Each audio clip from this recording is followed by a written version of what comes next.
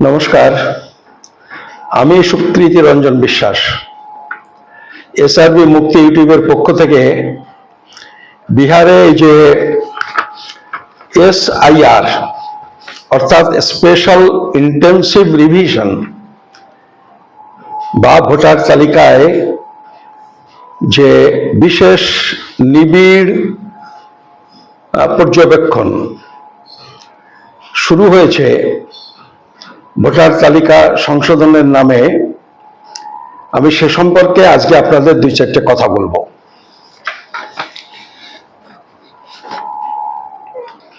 আমার মনে হচ্ছে যে ভারতবর্ষের মুসলমান এবং দলিত, এই দলিত বলতে আমি দলিত, আদিবাসী, অত্যন্ত পিছিয়ে পড়া মানুষ তাদের বলছি, এই অংশের মানুষের আজকে উচিত খুব দ্রুত ভারতবর্ষে যাতে এনআরসি হয় তার দাবি তোলা। আমার এই কথা শুনে অনেকেই অবাক হবেন, অনেকেই হয়তো গালাগালিও করবেন, কিন্তু তবুও আমি এই কথা কেন বলছি সেগুলি আপনারা একটু পরে ভাববেন। অত্যন্ত কষ্টের সাথে, দুঃখের সাথে এই কথাগুলো বলতে হচ্ছে। আপনারা হয়তো অনেকে জানেন বা কেউ কেউ নাও জানতে পারেন, আসামে যখন এনআরসি হয়েছে, এই আসামে এনআরসি হওয়ার সময় আসামের মুসলমানরা, আসামে কিন্তু প্রচুর মুসলমান, মানে যদি আপনি সংখ্যার হিসেবটা বাদ দেন, ছোট রাজ্য, যদি আপনার শতকরা হিসাব যদি করেন তাহলে কিন্তু বাংলা পিছিয়ে পড়বে। এত মুসলমানের বাস বিহারে, এই ভুল বললাম, আসামে। এই আসামের মুসলমানরা কিন্তু এনআরসি করার জন্য দাবি তুলেছিল। এটা আপনারা হয়তো অনেকে জানেন, অনেকে জানেন না। ঠিক একইভাবে আমার মনে হচ্ছে যে ভারতবর্ষের মুসলমানদের এবং ভারতবর্ষের হিন্দুদের মধ্যে এই যে দলিত অংশ, তফসিলি জাতি, আদিবাসী, ওবিসিদের মধ্যে যারা মোস্ট ব্যাকওয়ার্ড, এরকম যে লোকজন, তাদের খুব দ্রুত ভারতবর্ষে এনআরসি করার দাবি তোলা উচিত। আমি কথাটা বলছি এই কারণে, এই যে পরিযায়ী শ্রমিকদের যে প্রশ্নটা উঠেছে, আপনারা যদি খোঁজ নেন তাহলে দেখবেন যে এক রাজ্য থেকে আরেক রাজ্যে যারা লেবারের কাজ করতে যান, নানান রকমের কায়িক শ্রমের সাথে যুক্ত যে মানুষ, সেই কাজের জন্য যারা বাংলার বাইরে চলে যান, শুধু বাংলার বাইরে না, বিহার থেকেও বিভিন্ন রাজ্যে যান, তারপরে অন্যান্য রাজ্য থেকেও যান। তো আমি বেশি করে বাংলার কথা বলছি, মানে বাংলার বিষয়টা বেশি গুরুত্বপূর্ণ, সেইটাকে মাথায় রেখে আমি এই এনআরসি দাবি তোলার কথা বলেছি। কিন্তু সব রাজ্যের এইসব মানুষেরা তাতে একটা দিক দিয়ে উপকৃত হবেন। কোনটা? দেখুন, এই যে প্রতিদিন, সে গুজরাট বলুন, রাজস্থান বলুন, মহারাষ্ট্র বলুন, এবং এই উড়িষ্যা বা আসাম, এইসব জায়গায় যারা হেনস্থা হচ্ছেন, পরিযায়ী শ্রমিক যারা হেনস্থা হচ্ছেন, দিল্লিতেও, তারা কিন্তু অধিকাংশ মুসলমান এবং দলিতরা, এবং তারা সমস্যায় পড়ে যাচ্ছেন। বাংলা ভাষায় কথা বললে তাদের বাংলাদেশি হিসেবে চিহ্নিত হচ্ছেন। ভোটার কার্ড, আধার কার্ড যার যা আছে তারা দেখাচ্ছেন, কিন্তু তা সত্ত্বেও তারা হেনস্থার শিকার হচ্ছেন। এনআরসিটা যদি হয়ে যেত, এনআরসি হলে ওই যে জাতীয় পরিচয়পত্র যেটা এনআরসির মাধ্যমে দেবেন, এনআরসি মানে NRIC, national register of Indian citizens, একটা রেজিস্টার তৈরি হবে, একটা না 5খানা রেজিস্টার তৈরি হবে। সারা দেশের নাগরিকদের একটা তালিকা, তার রেজিস্টার থাকবে দিল্লিতে, রাজ্যের সমস্ত নাগরিকের রেজিস্টার একটা থাকবে রাজ্যের হাতে, তারপর জেলার হাতে, তারপরে এইভাবে 5টা, মানে SDO BDO পঞ্চায়েত 5টা রেজিস্টার হবে। তো এইটা হলে কি হবে, এইটা হলে এই হেনস্থাটা কিন্তু কমতে পারে বলে আমার ধারণা। এবং এইটাতে দেখুন, এই দেশের আজকে জনগণনা প্রক্রিয়া শুরু হয়ে গেছে। এই জনগণনাতে আপনারা দেখবেন যে কম বেশি 150 কোটি মানুষ। এই 150 কোটি মানুষের 149 কোটি মানুষই হচ্ছে এই দেশের ভূমিপুত্র, তারা এই দেশে জন্মগ্রহণ করেছেন, এই দেশে বড় হয়েছেন। আর 1 কোটি মানুষ আমরা যারা উদ্বাস্তু আন্দোলন করি, এই 1 কোটি বা কেউ কেউ সেটা 1.25-2 কোটি অব্দি বলে থাকেন, কিন্তু এখন যারা বেঁচে আছেন আমার ধারণা 1 কোটি বা তার সামান্য কম বেশি হবে। তার বেশি বহিরাগত মানুষ আর বেঁচে নেই, হয়তো এসেছেন তার থেকে বেশি, কিন্তু প্রায় অর্ধেকটা তো মারাই গেছেন। 50 সালে যারা দেশ ত্যাগ করে এসেছিলেন তার কয়জন বেঁচে আছেন, তাদের সন্তান সন্ততি আছে। তো এটা তো খুব কম সংখ্যক মানুষ, কিন্তু আজকে যে সমস্যাটা আসছে তাতে আরো যদি দেরি হয় এনআরসি হতে, আমি কটা রাজ্যের নাম বললাম, এই যে কটা রাজ্যের নাম বললাম যেখানে যেখানে সমস্যা হচ্ছে, সব কয়টা ডাবল ইঞ্জিন সরকার। আর এরপরে যদি ডাবল ইঞ্জিন সরকার পশ্চিমবাংলায় হয়, তাহলে কিন্তু বিপদটা অনেক বেশি বেড়ে যাবে।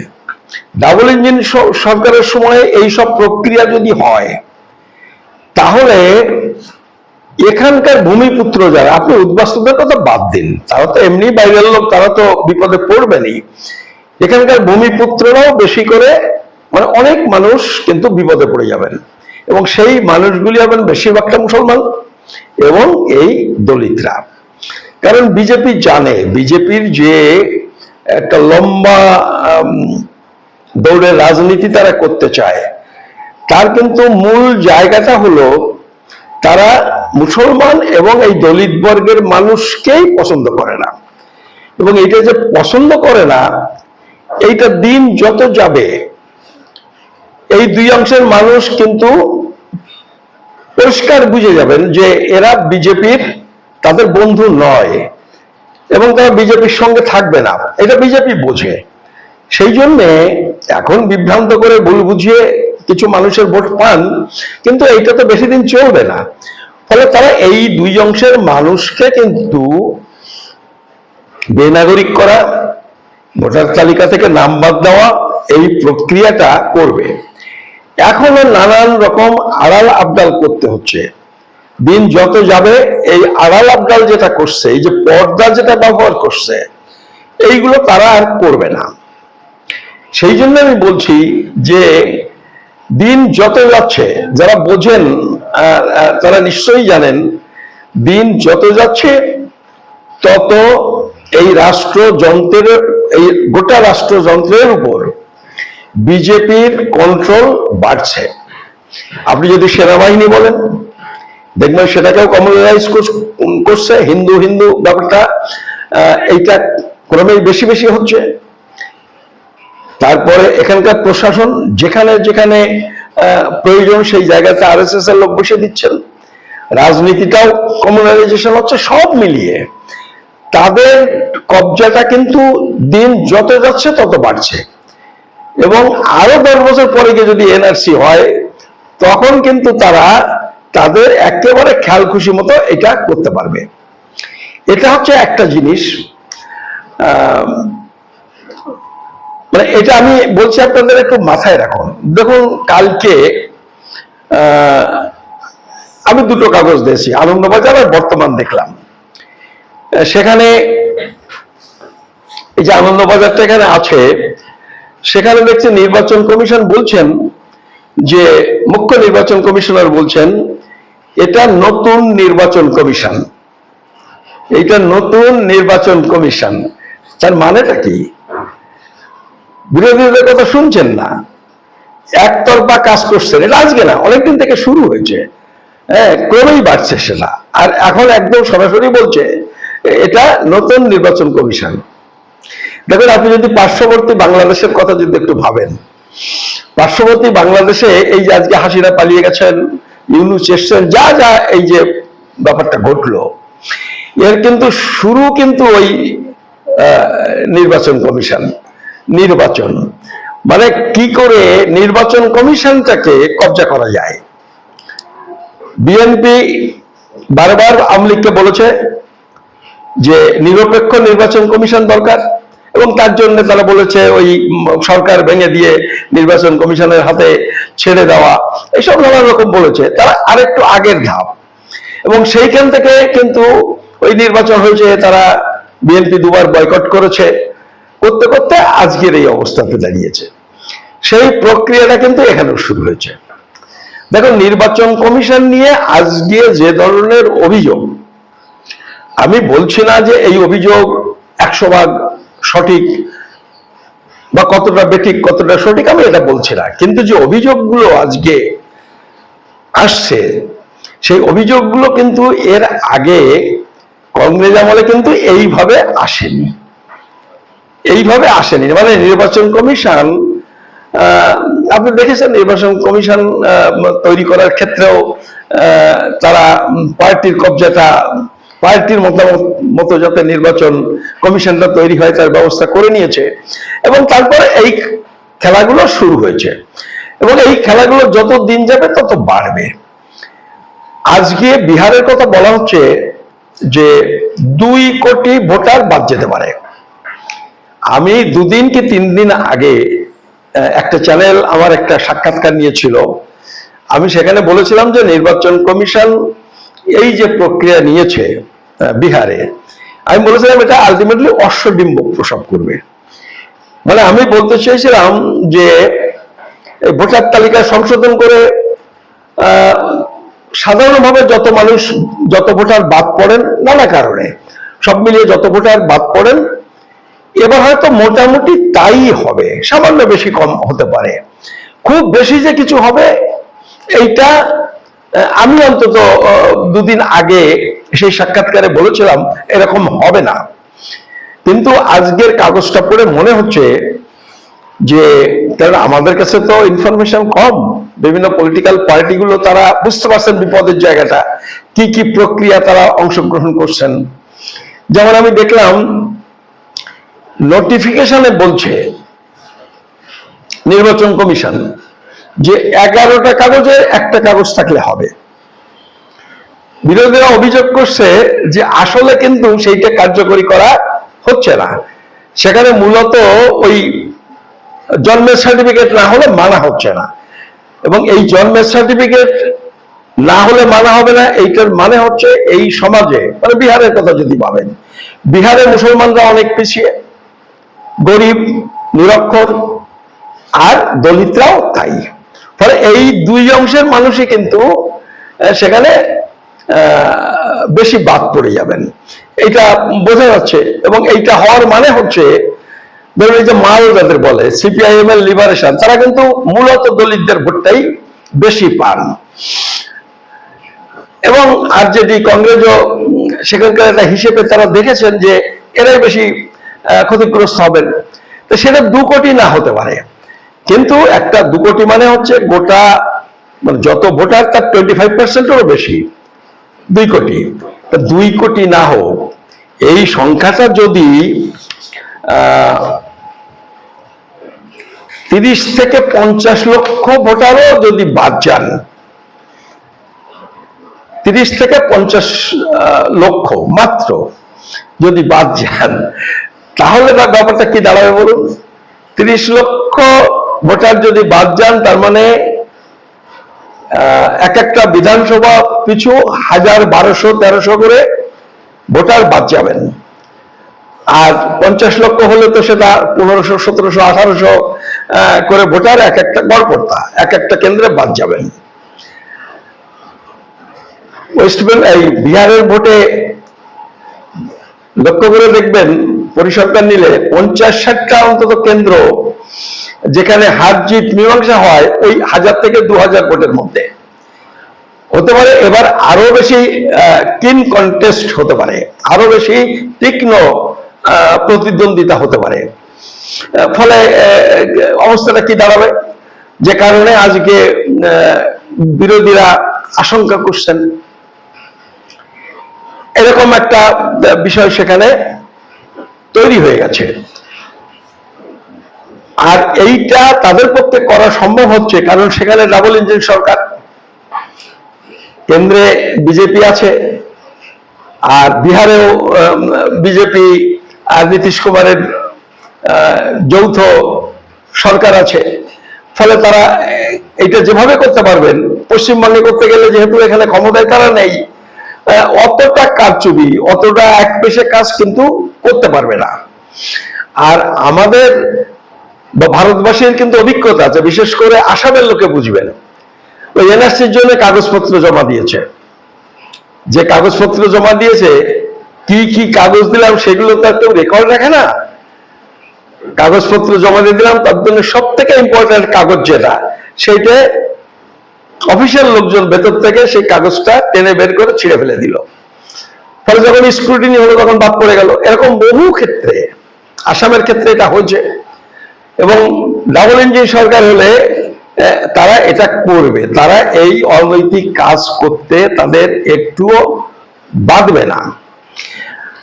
তো আমি ধরুন এই কিছু কিছু মানুষ বলছেন, ওই যে নৌকা, নো এনআরসি ইত্যাদি ইত্যাদি লোকজন যারা, এবং তার বাইরেও কিছু মানুষ বলছেন যে এই যে বিহারে যেটা হচ্ছে এটা এনআরসির একটা মানে এনআরসি শুরু হয়ে গেল। কিন্তু দেখুন, এইভাবে এনআরসি এনআরসি বলে আমার যেটা মনে হচ্ছে, আসলে এনআরসির যে ব্যাপারটা এইটা বা বিপদটা, এটাকে অনেকটা কিন্তু কমিয়ে ফেলা হচ্ছে, গুরুত্বটা অনেক কমিয়ে ফেলা হচ্ছে। যা কিছু হচ্ছে তাই এনআরসি। আচ্ছা, আমি যখন সরকারি চাকরি পাই তখন আমাকে নাগরিকত্ব প্রমাণ দিতে হয় না? হয়। এটা যদি হয় তাহলে বলবো এটাও এনআরসির কাজ শুরু হয়ে গেছে। উচ্চশিক্ষার জন্য আজকে চান্স পেলে তাকে নাগরিকত্ব প্রমাণ দিতে হয়, তা আমরা কি সেটা বলবো এটা নাগরিকত্বের এই এনআরসির কাজ শুরু হয়ে গেল? আপনি পাসপোর্ট যদি করতে যান, আপনার কাগজপত্র জমা দিতে হয় না? নাগরিকত্ব প্রমাণ দিতে হয় না? দিতে হয়। তাহলে এটাও কি আমরা বলবো যে এটা এনআরসির প্রক্রিয়া শুরু হয়ে গেল? লাইসেন্স যা কিছু আমাদের তো নাগরিকত্বের প্রমাণ সমস্ত জায়গাতে দিতে হয়। তাহলে কাগজ দেখাবো না?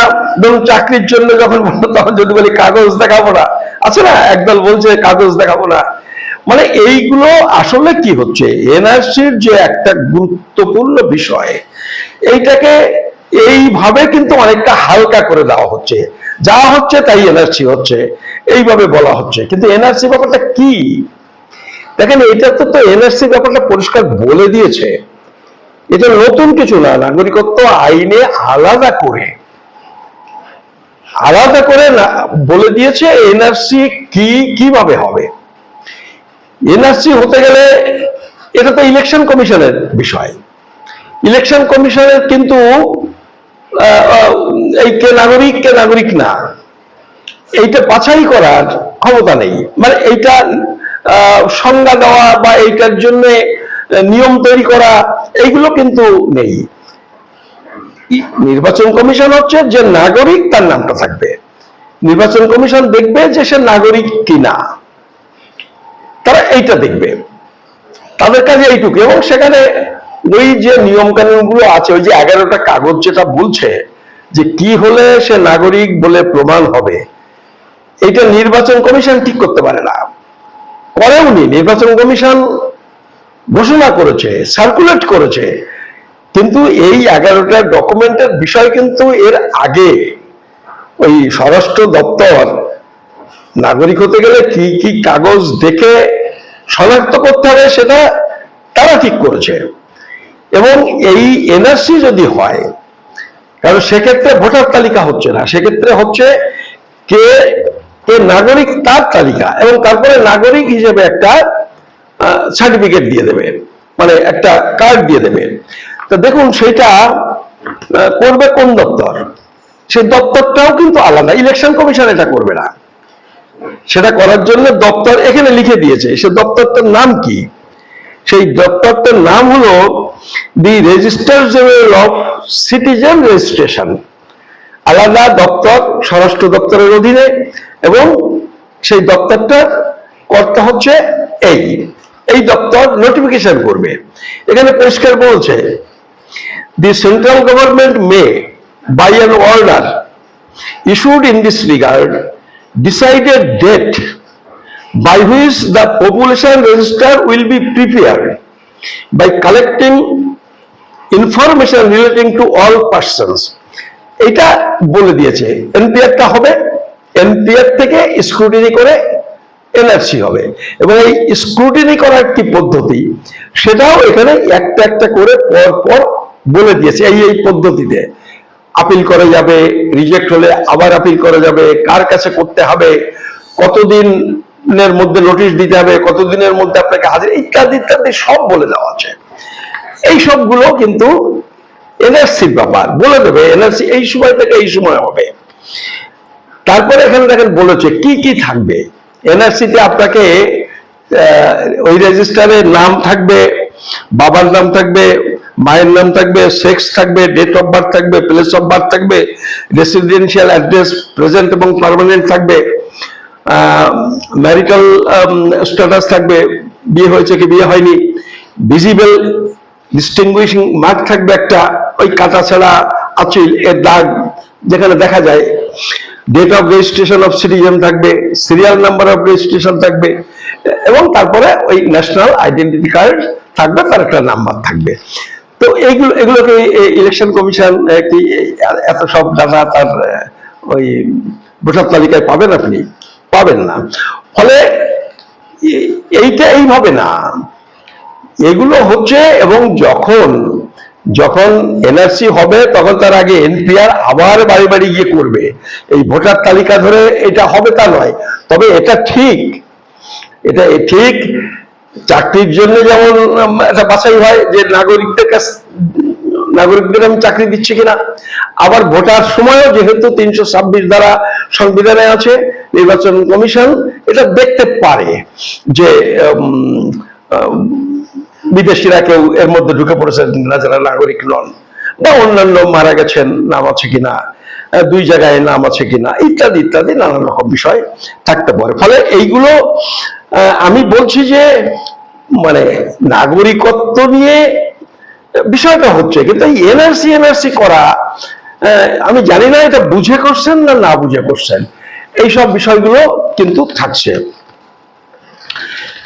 আর এই যে বিরোধীরা যে বলছেন যে 2 কোটি লোক বাদ পড়ে যাবে, আমি 2 কোটি নাই বললাম, 30 থেকে 50 লক্ষ লোক বাদ দিতে পারলেই বিজেপি পারো। আর বিহার নির্বাচনটা কিন্তু আমার যেটা মনে হচ্ছে এটা খুব ক্রুশিয়াল নির্বাচন। মানে আপনারা কেউ কেউ হয়তো হাসবেন, তবুও বলি যে এই বিহার নির্বাচনের সাথে 4 বছর পরে গিয়ে যে লোকসভা নির্বাচন হবে তার কিন্তু একটা সরাসরি প্রভাব যুক্ত হয়ে যেতে পারে, এই আশঙ্কাটা কিন্তু আছে। হয়তো বিজেপিও এটা বোঝে, বিরোধীরাও হয়তো এটা বুঝেছেন, কারণ এই বিহার নির্বাচন হবে, এই বিহার নির্বাচনের প্রভাব কিন্তু পশ্চিমবঙ্গে পড়বে।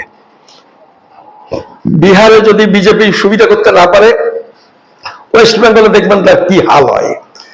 আবার বিহারে যদি তারা ভালো করে, পশ্চিমবঙ্গে এখন যে বেহাল হচ্ছে দেখবেন এতটা বেহাল অবস্থা হয়তো বিজেপির নাও হতে পারে। আর একটু, আমি ক্ষমতায় যাবে বলছি না, ক্ষমতায় যাওয়ার কোনো চান্স নেই, আর একটু ভালো হলেও হতে পারে। বিহার নির্বাচনের পরে পশ্চিমবঙ্গ নির্বাচন আছে, পন্ডিচেরি নির্বাচন আছে, তামিলনাড়ু নির্বাচন আছে, কেরলের নির্বাচন আছে। দেখুন এর কোনোটাই কিন্তু তাদের খুব সুবিধা পাওয়ার কোনো কথা নয়। এবং বিহারটা যদি খারাপ হয় এগুলো আরো খারাপ হবে, আরো খারাপ হবে। অন্তত সেইটুকু তারা বাঁচিয়ে রাখার একটা চেষ্টা বিহার নির্বাচন যে করবে, অন্তত কথা বলার মতো জায়গা যাতে এইসব রাজ্যগুলোতে থাকে। কিন্তু একটা প্রদেশ হচ্ছে আসাম, এই আসামে কিন্তু আমার হাড্ডাহাড্ডি লড়াই আছে, এবং বিহারটা আসামের ক্ষেত্রে কিন্তু অনেকটা প্রভাব পড়বে। আর কোনো কারণে যদি এই সবগুলোতে এবারে মানে বিহার থেকে আসাম পর্যন্ত, তামিলনাড়ু কেরল পর্যন্ত যদি হেরে যায়, আপনি জানবেন যে 4 বছর পরের নির্বাচনে বিজেপির হাল একেবারে খারাপ হয়ে যাওয়ার এর একটা নানান রকমের ঘটনা এর মধ্যে ঘটতে পারে, কিন্তু এটা একটা বড় ফ্যাক্টর হিসেবে আসতে পারে। ফলে বিহার থেকে এই যে SIR শুরু হলো, এরও কিন্তু একটা কারণ আছে বলে আমার মনে হয়েছে। যে কারণে বলেছিলাম অষ্টডিম্ব প্রসব করবে 3-4 দিন আগে, এই বিরোধীদের এই যে এবং নির্বাচন কমিশনের যে ব্যবহার, এইগুলোতে যেটুকু আজ পাচ্ছি, আমাদের কাছে তো খুব বেশি ইনফরমেশন নেই, তথ্য বেশি না থাকলে তো ব্যাখ্যা করাও যায় না, তো যেটুকু যা মনে হচ্ছে তাতে আমার এরকম মনে হচ্ছে।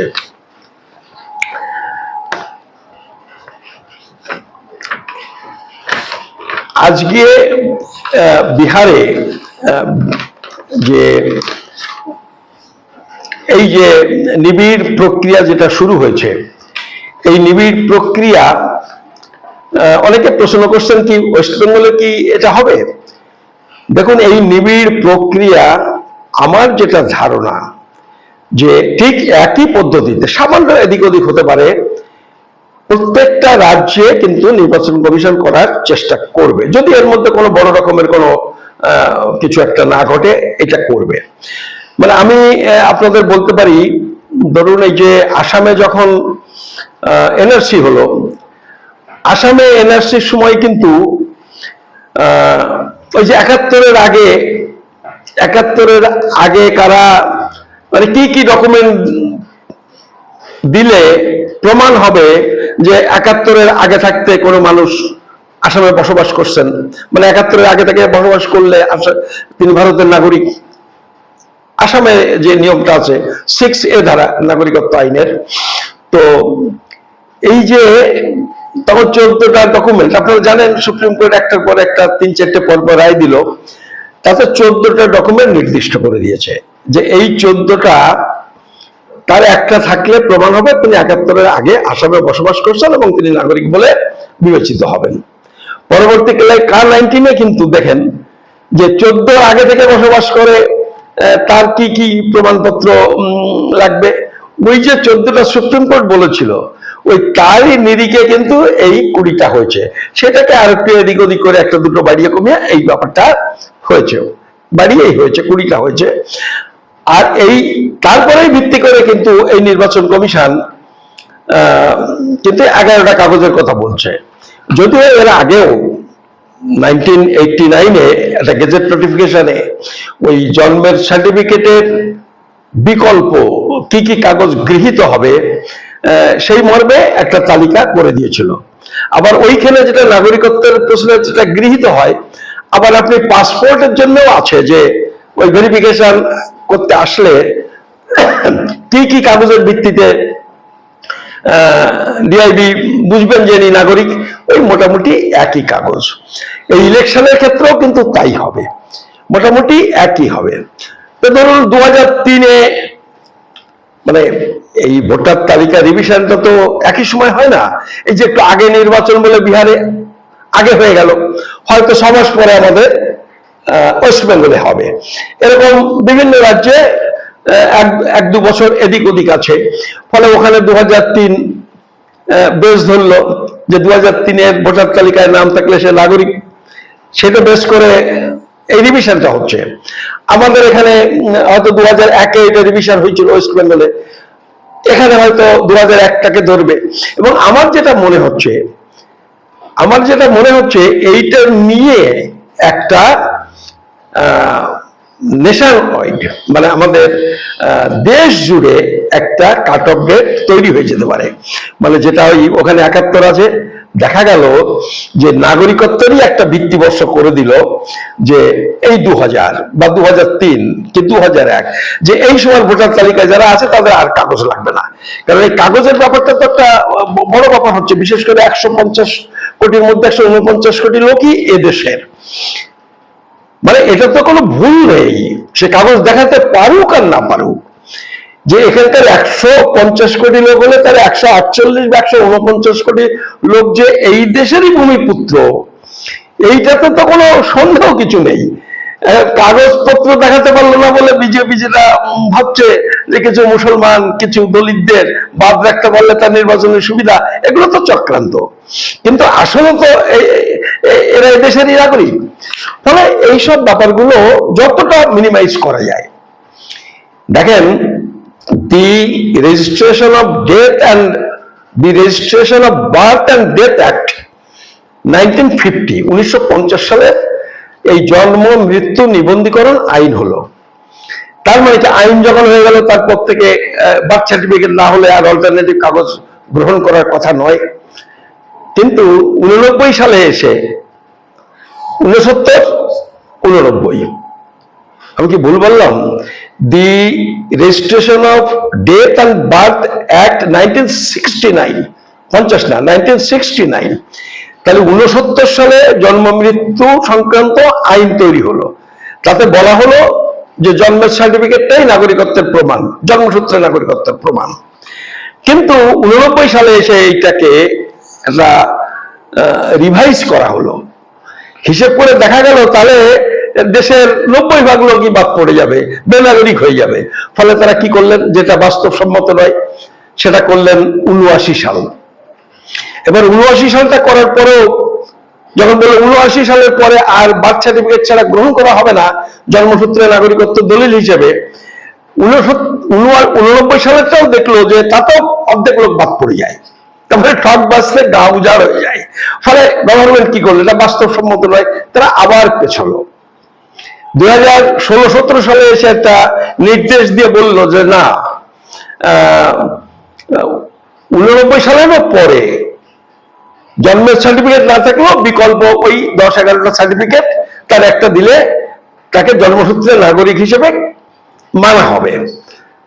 দেখুন এইটা কিন্তু বাস্তবটাকে বুঝে এটা করছে, যে এটা করতে গেলে মানুষ পারবে না।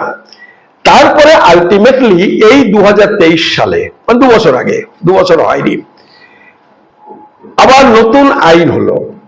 আইনটার নাম হলো দি registration of birth and death amendment act 2023, 2023। 2023-এ আবার জন্ম মৃত্যু নিবন্ধকরণ সংশোধনী আইন তৈরি হলো। 69 সালে প্রথম হয়েছিল, আর 23-এ এসে ওইটাকে আবার সংশোধন হলো। সংশোধন হয়ে কি বললো, বললো এই 23 সালের 1 অক্টোবর, 2023 সালের 1 অক্টোবরের পরে যারা জন্মগ্রহণ করবেন তাদের ক্ষেত্রে ওই বার্থ সার্টিফিকেট ছাড়া আর কিছু গৃহীত হবে না। তাহলে তখন প্রথমে বলেছিল 69 সাল, তারপরে বললো 89, তারপরে আলটিমেটলি 2023 পর্যন্ত গভর্নমেন্টকে পেছোতে হলো। কেন পেছোতে হলো? কারণ এই আইন যা করেছে তা প্রয়োগ করতে গিয়ে দেখছে বাস্তবসম্মত নয়। ফলে এই যে ভোটার তালিকা থেকে যে ব্যাপারটা আসছে, হয়তো এইটাকেও দেখবে যে 2000, 2001, 2, 3 যদি ওই সময় ভোটার তালিকাটাকে যদি আমরা বেস ধরি, মূল ধরি, তাহলেও বেশিরভাগ মানুষ আর বিপদে পড়বেন না। ফলে এটা হতে পারে, আমি হতে পারে বলছি, আমার এই দেখে মনে হচ্ছে যে এরকম একটা জায়গায় হয়তো আগামী দিনে যেতে পারে। তাতে হয়তো এই ভূমিপুত্র যারা তাদের সমস্যাটা কম বেশি মিটে যাবে, কিন্তু উদ্বাস্তুদের সমস্যা কিন্তু মিটবে না। ফলে আমার এই কথাগুলো আপনারা একটুখানি খেয়াল করবেন। খেয়াল করে এখান থেকে আপনারাও ভাবুন, আমরাও একটু ভাবি যে আসলে এই গোটা বিষয়টা নিয়ে আমরা কিভাবে আগামী দিনে এর একটা সম্পূর্ণ একটা পরিপূর্ণ সমাধানের পথ আমরা ভাবতে পারি কিনা। আজকে আপনাদের এই কথাটুকু বলার জন্য আমি এসেছিলাম। আপনাদের সবাইকে নমস্কার, ধন্যবাদ।